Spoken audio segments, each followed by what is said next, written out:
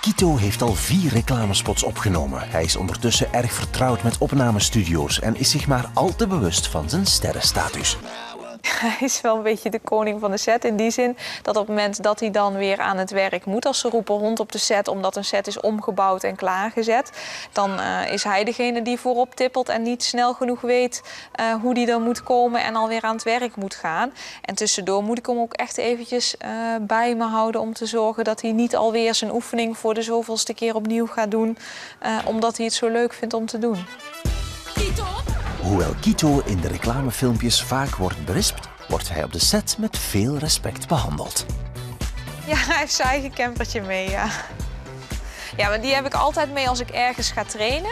Want dat geeft toch op een vreemde locatie zijn eigen ruimte. Het is een afgesloten kleine ruimte en hij heeft daar ook gewoon zijn rust omdat hij daar, nou, noem het, veilig is. En dat is voor hem gewoon heel belangrijk als we op zo'n set zijn.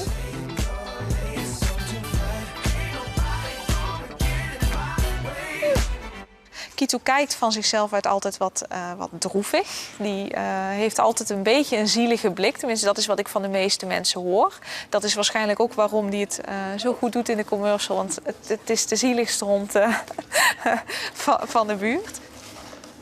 Ik denk dat wij een goede band hebben. Dat wij een leuke combinatie zijn. Dat wij ook heel erg aan elkaar hangen.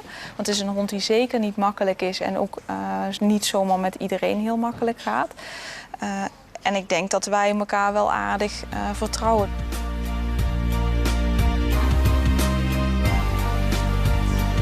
Kiet.